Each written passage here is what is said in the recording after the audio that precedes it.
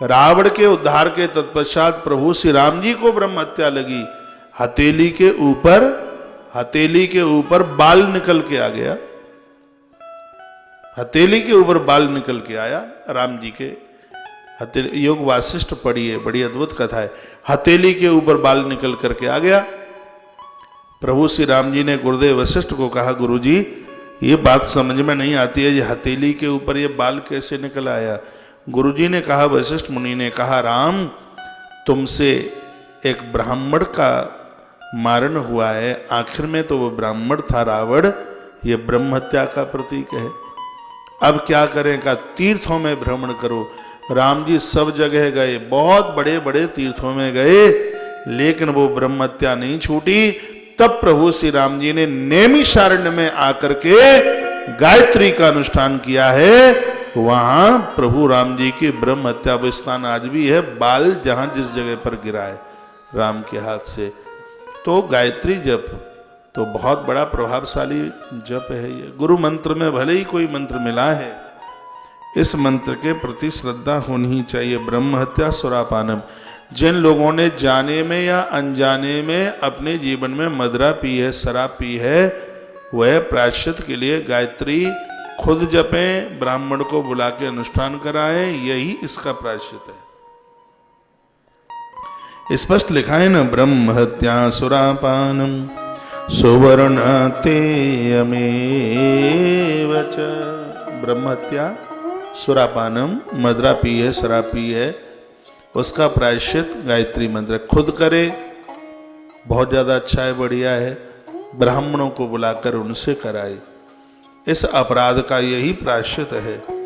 और आगे का सुवर्णस्तेहमेव च, अस्तेय, अस्तेय कहते हैं चोरी ना करना, लेकिन जिसने स्वर्ण की चोरी करी है ये तो पाप का बाप है, बहुत बड़ी गलती है। इसलिए मेरी माताओं बहनों, कभी देवरानी और जेठानी का सामान मत चुराना, उसका सोना चांदी मत चुराना, नहीं तो थूतरा फूट जाएगा, ये समझ लेना। बहुत खतरनाक पाप है। पाप क्या है? पाप का बाप है सोने की चोरी करना, जघन्य अपराध, भूल के भी मत करना। और ये हो जाता है घरों में, जेठानी ने देवरानी का, देवरानी ने जेठानी का, ननद ने भाभी का, भाभी ने ननद का, ताले पड़े रहते हैं और बक्से में से चोरी हो जाती है। हाँ, ताला पड़ा ही है। ये ताले तो साहूकार लोगों के लिए है, डकैत लोग तो बिना चाबी के महाराज ताला खोल देते हैं और बिना चाबी के लगा भी देते हैं। बड़ी योग्यता है उनके पास है, वे तो आइए जाई काम के काज। भूल करके भी सोना मत चुरा लेना, नहीं तो कमर तोड़ दी जाएगी, बहुत कुछ भोगना पड़ेगा।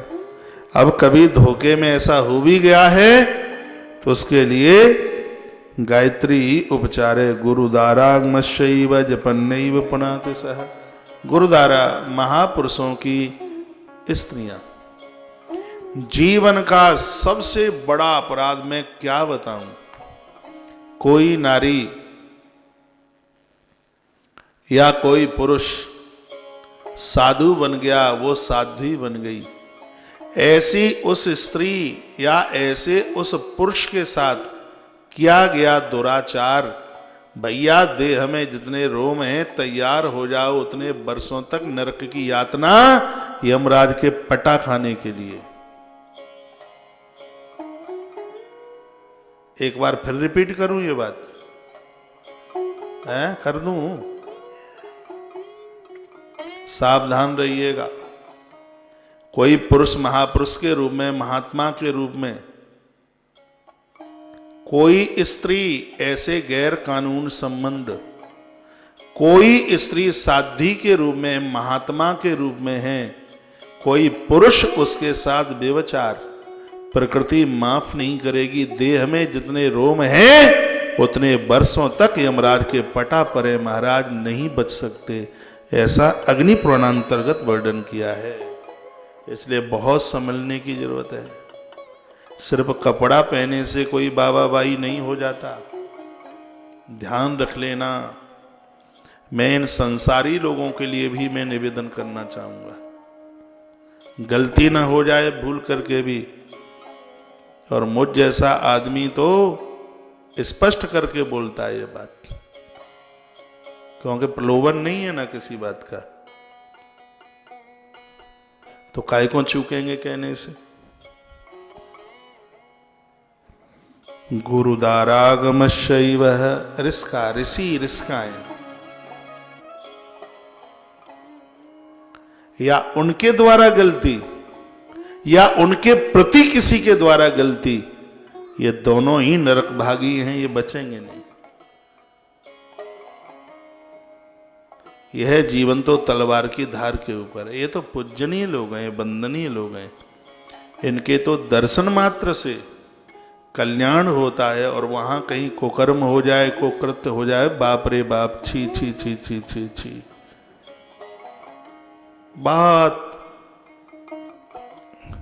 देह को हिला देने वाली घटना।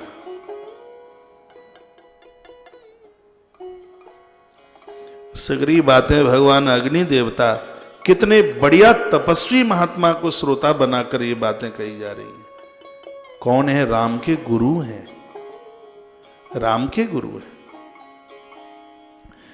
पन्ना में इतना सब कुछ वर्णन किया गया है। वैधव्य स्त्री जिसका पति नहीं है, ऐसी नारी के साथ दुराचार व्यभिचार, भैया देह में जितने रोम हैं उतने वर्षों तक नरक की यातना से वह बच नहीं सकते।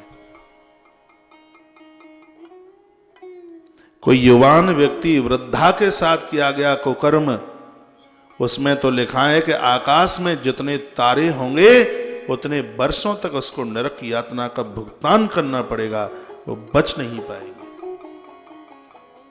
ये ग्रंथ हमें सावधान करते हैं, हमें सजग्र करते हैं। हम गलतियां ना करें जीवन में, उनके लिए ये ग्रंथ हमारे लिए एक गुरु का काम करते हैं। इसलिए मैंने कभी किसी कथा में कहा था, जीवन ठीक से जीना चाहते हो तो 4 चीजों को स्वीकार करना: संत, ग्रंथ, मंत्र और भगवंत। ये चारों के चारों कल्याण के साधन हैं।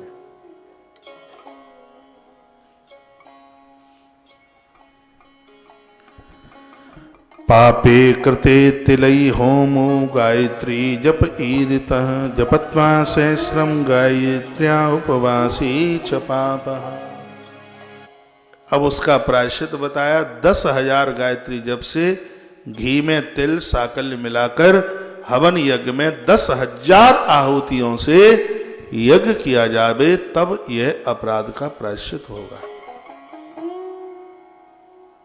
और भूल करके भी द्वारा कभी अपराध ना करे।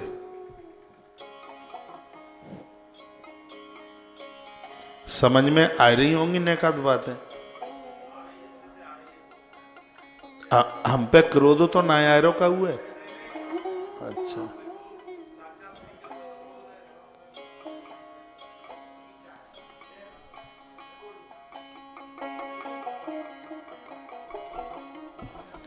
ये बातें समाज के बीच में रखनी चाहिए, ये जरूरी है। ये सब नहीं पता होता, इसलिए तो लोग त्रुटि कर बैठते हैं, गलतियां कर बैठते हैं। बोलो बांके बिहारी लाल की जय हो। श्री हनुमान जी महाराज की जय हो। जय जय श्री राधे, जय जय श्री राधे, जय जय श्री राधे श्याम।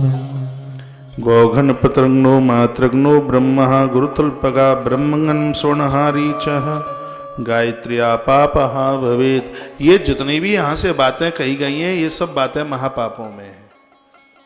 अनजान में गलती हो गई, जान के गलती हो गई, लेकिन अब सुधरने का मन हुआ है, प्रायश्चित कर रहे हैं, तो 10,000 गायत्री मंत्र की आहुति, उसमें घी तिल जौ के साथ में सामग्री बनाकर हवन किया जावे भैया, तब ये पाप कटेगा। सतम जप्पा तो गायत्री जाक मतलब ये ना कि पहले खूब कुकर्म करो और फिर स्वाहा स्वाहा बूंद देव कछु नहीं होगा। हाँ, कहूँ जाको अर्थ दिमाग, क्यों पढ़े लिखे लोग हैं ना, तो दिमाग लगा लें एक्स्ट्रा, 1.25 हाथ एक्स्ट्रा। तो अनजान में हो गई थी, पता नहीं था, गलतियां हो गई, तो इसका प्रायश्चित है। और जानबूझ के गलती करोगे तो पटनते काम नहीं, हथौड़ा पड़ेंगे, हथौड़ा।